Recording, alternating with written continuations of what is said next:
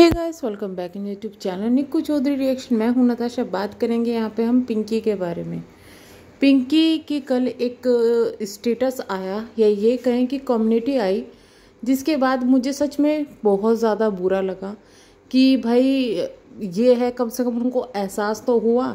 जिस तरीके की वो लैंग्वेज यूज़ करी थी उनको एहसास तो हुआ, बट क्या पिंकी अब सही है, क्या चीज़ें चल रही है, सब कुछ बात करेंगे।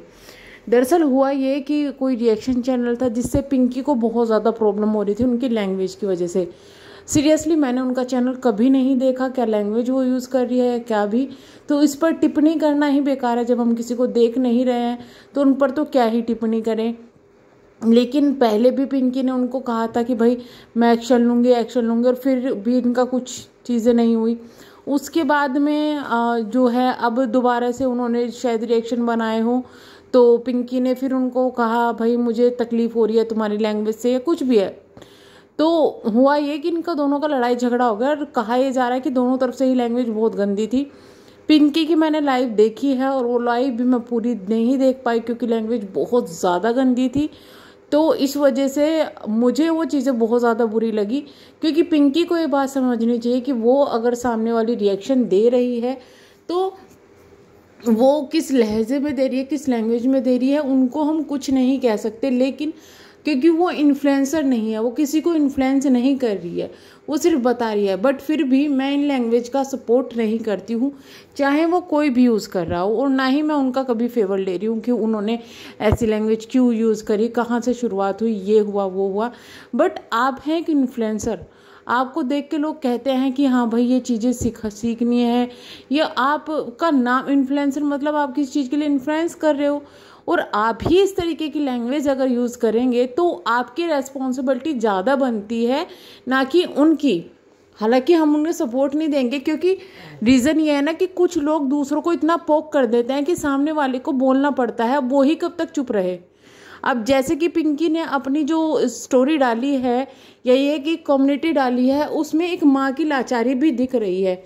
अच्छा, आप एक लहजे से, एक तरीके से अगर हम लोग सोचने की कोशिश करें तो गलत तो पिंकी के साथ भी हुआ है। अगर सोनू के साथ गलत हुआ है तो पिंकी के साथ भी हुआ है।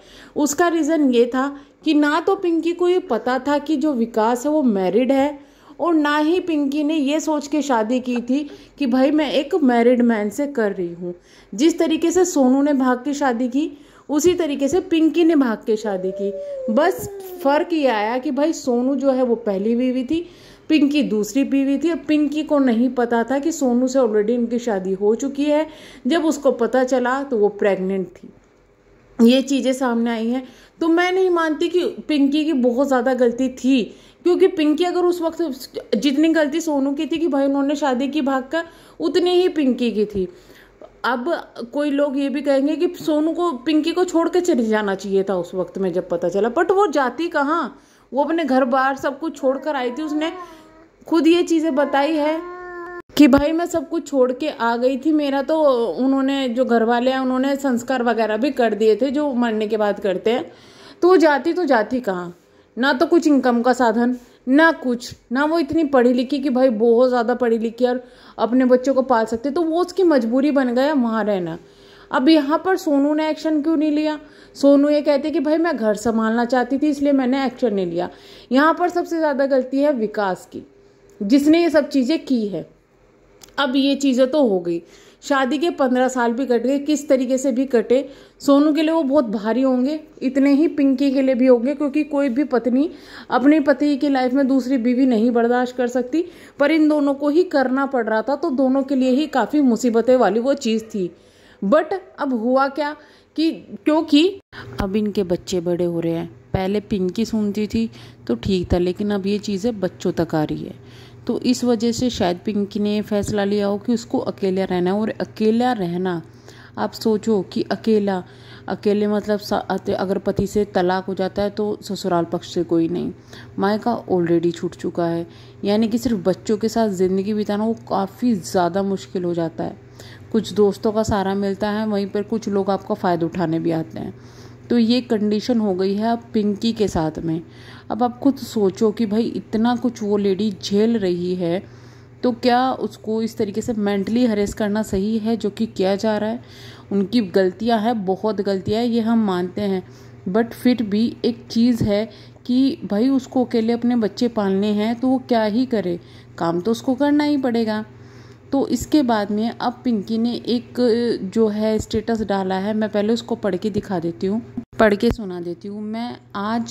मैं पिंकी अपने फॉलोअर्स से माफ़ी मांगना चाहती हूँ। मैंने बहुत ही गंदे शब्दों का इस्तेमाल किया है जो मैं कभी नहीं बोलना चाहती थी। जो शब्द मैंने बोले सभी मैंने उस रिएक्शन चैनल वाली की वजह से बोले।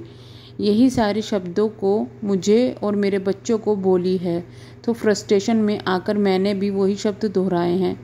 पर जब मैंने अपनी बेटी के लिए सुना कि बेटी को तैयार कर रही है कोठे पर बिठाने के लिए, देखिए मैं एक चीज़ कहना चाहूँगी कि ठीक है आप रिएक्शन दे रहे हैं, आप कुछ भी कर रहे हैं, ओके, आपको किसी की कोई चीज़ बुरी लग रही है, लेकिन ना तो अनलिमिटेड बोलें, बच्चों पर ना जाएं, और ना ही फिर अगर आप नहीं जाएंगे तो फिर दूसरी तरफ से भी आप नहीं सुनेंगे।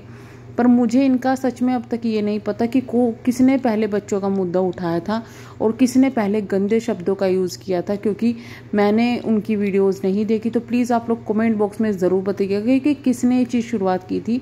लेकिन अभी तो यही कहना चाहेंगे कि भाई अकेली महिला है, अकेले उसको बच्चे पालने हैं, अभी तलाक नहीं हुआ है पर तलाक हो जाएगा, जैसे उसने डाली हुई है याचिका, तो तलाक हो जाएगा। तो प्लीज़ आप लोग ऐसी चीज़ें ना करें जो अकेली महिला पर इतना ज़्यादा भारी पड़े।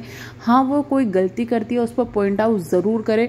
आपको सोनू को सपोर्ट करना है, आप सोनू को सपोर्ट करें, लेकिन बच्चों तक ये चीज़ें ना आए तो ज़्यादा अच्छा रहेगा। तो मैं पागल हो गई थी, फिर भी मैंने अपनी गलती मानती हूँ, मुझे ऐसा नहीं करना चाहिए, आइंदा ध्यान रखूँगी। मैं आप सबको बताना चाहती हूँ, अब तो मैंने सब छोड़ दिया है, अब मुझे और मेरे बच्चों को गलत मत बोलो प्लीज़। पिंकी तब भी गलत थी और आज भी, ऐसा कैसे हो सकता है? आप सोचो, एक बार अगर मैं जी रही हूँ सिर्फ अपने बच्चों की वजह से, आप लोगों ही हमारी ताकत भी हो और आप ही हमारी रोज़ी रोटी भी, ऐसा ना हो मुझे और मेरे बच्चों को दुनिया छोड़नी पड़े। Sorry, please support. तो मतलब मुझे पिंकी की ये जो इन्होंने डाला है कम्युनिटी देख के सच में दिल से बहुत ज़्यादा बुरा लग रहा है कि भाई किसी औरत को इतना ज़्यादा मजबूर कर दिया गया। माना कि उसने कभी गलती की थी, लेकिन अब उसको इतना मजबूर ना करे कि भाई इनको कुछ हो जाए तो उसके ज़िम्मेदार कोई और हो। और दूसरा ये कि किसी को कुछ हो जाए तो फिर भाई आप लोगों को भी ज़िंदगी भर पछताना पड़े। हाँ, इतना ज़रूर मैं कहूँगी, रिएक्शन देखो, रिएक्शन दो, अपने तरीके से दो, आपको जो सही लगता है आप उसे दो, क्योंकि वो आपका काम है, आप उसको नहीं छोड़ सकते। जैसे पिंकी अपने काम को नहीं छोड़ सकती, आप अपने काम को नहीं छोड़ सकते। रिएक्शन दो, लेकिन ऐसा भी गंदा ना बोलो कि किसी के दिल पे वो बात चिपक जाए। ये होनी अनहोनी किसी के साथ भी हो सकती है। और एक सच्चाई है दुनिया की, अपने बच्चे आगे जाके क्या कर दे कुछ नहीं पता होता, तो ज़रूरत से ज़्यादा दूसरे को सीख देना भी काफ़ी ज़्यादा गलत हो जाता है। तो मैं तो करूँगी वीडियो को एंड, मिलेंगे नेक्स्ट वीडियो में। आप अपनी राय कमेंट बॉक्स में ज़रूर बताइएगा। और मैं पिंकी से यही कहना चाहूँगी कि स्टे स्ट्रॉन्ग, ये चीज़ें आती रहेंगी। आप अकेले हैं तो अकेले, अगर आपने फैसला लिया है अकेले रहने का, तो हिम्मत से लड़िए और अच्छे से लड़िए। मिलते हैं हम लोग नेक्स्ट वीडियो में, तब तक के लिए bye bye, thank you so much.